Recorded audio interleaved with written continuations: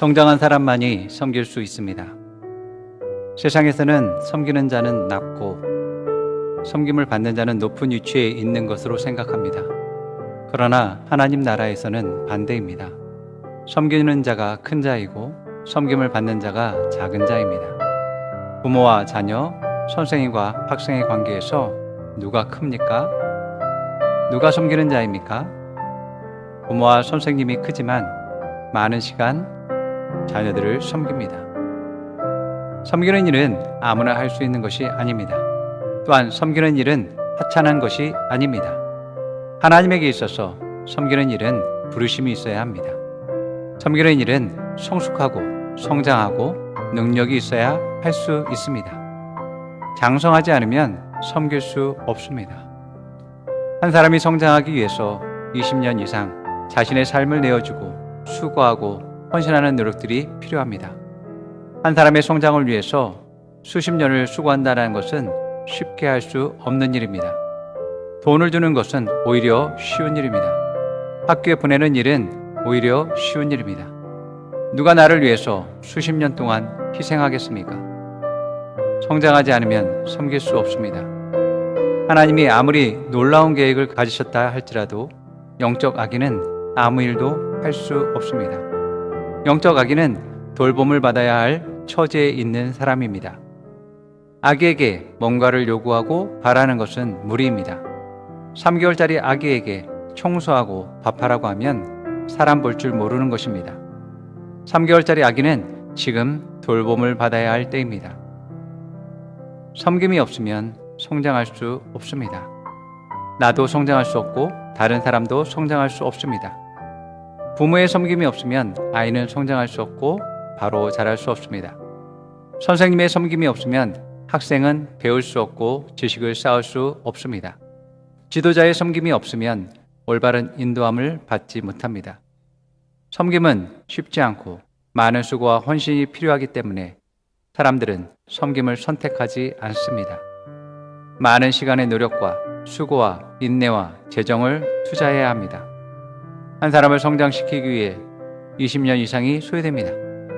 한 사람을 가르치기 위해서 25년 이상이 소요됩니다. 그 사람을 리더로 세울 때까지 엄청난 노력이 있어야 했습니다. 조종사를 양성하는데 많은 시간과 돈과 노력이 들어갑니다. 전투기에 따라 다르지만 30억에서 120억이 든다고 합니다. 그래서 불의의 사고를 당한 조종사를 구출하기 위해 특수부대를 만들어서 운영하고 있습니다. 신약교회에서도 많은 시간, 양육을 받아서 지금은 마땅히 선생들이 되어야 하지만 영적 아기들이 있었습니다. 그들이 아기들이었기 때문에 단단한 양식, 믿음으로 반응해야 하는 것들, 도전하는 말씀, 고난, 역경들이 있는 말씀에 대해서는 거부했습니다. 히브리서 5장 12절에서 14절 말씀 보면 시간으로 보면 여러분은 이미 교사가 되었어야 할 터인데 다시금 하나님 말씀의 초보적 원리를 남들에게서 배워야 할 처지에 놓여 있습니다. 여러분은 단단한 음식물이 아니라 젖을 필요로 하는 사람이 되었습니다. 젖을 먹고서 사는 이는 아직 어린아이이므로 올바른 가르침에 익숙하지 못합니다.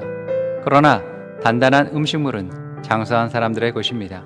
그들은 경험으로 선과 악을 분별하는 세련된 지각을 가지고 있는 사람들입니다.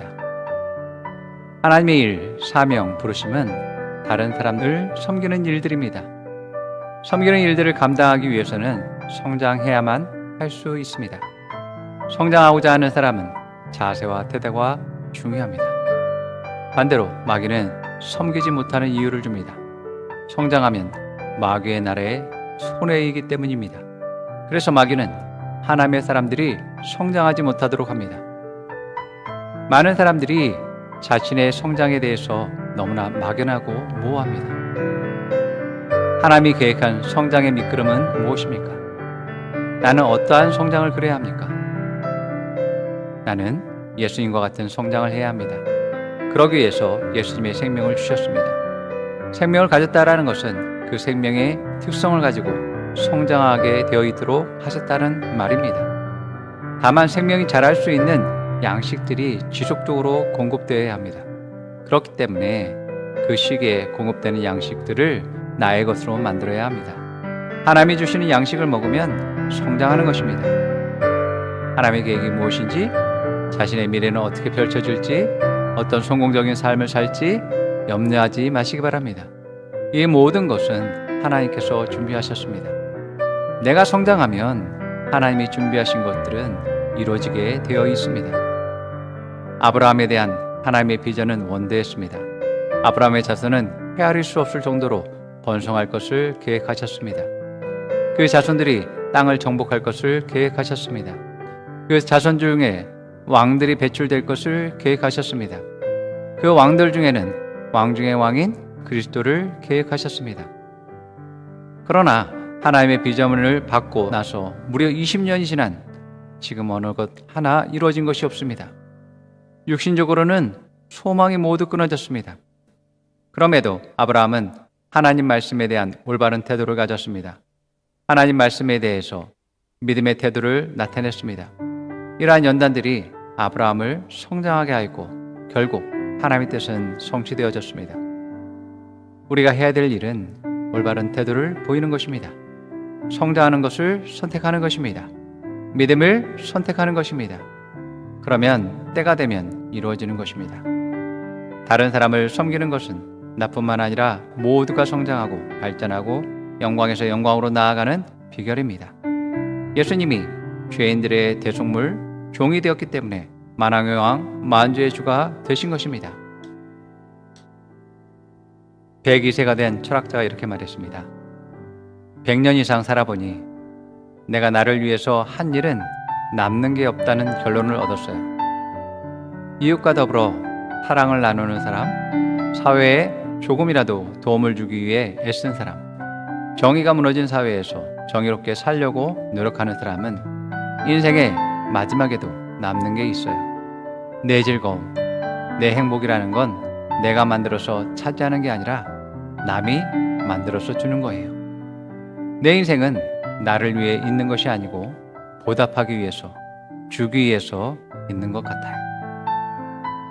섬김은 지도자가 반드시 가져야 할 태도이며 하나님과 나와 다른 사람들이 세워지고 온전해지는 비결입니다. 섬김은 예수님이 제자들을 가르치고 세우고 성장시킨 비결이었습니다. 또한 섬김은 내가 승진하고 성공하고 영광에서 영광으로 나아가는 비결입니다. 하나님이 세우신 원리는 참여하는 모든 사람들이 성장하고 온전해지는 것입니다. 그렇기 때문에 우리는 다른 사람의 태도와 상관없이 섬김을 실천해야 합니다. 섬기는 당신은 큰 자이며 리더입니다. 따라 고백하세요. 나는 올바른 태도를 가지고 있습니다. 나는 말씀에 믿음으로 반응합니다. 나는 말씀에 성실함으로 반응합니다. 나는 말씀에 충성으로 반응합니다. 섬김은 큰 자들이 하는 것입니다.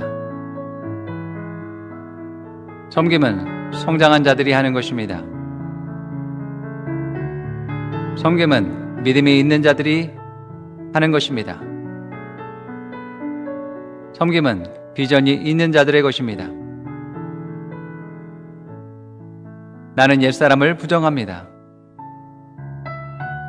나는 새로운 피조물입니다. 나는 하나님의 자녀입니다. 나는 섬기는 리더입니다.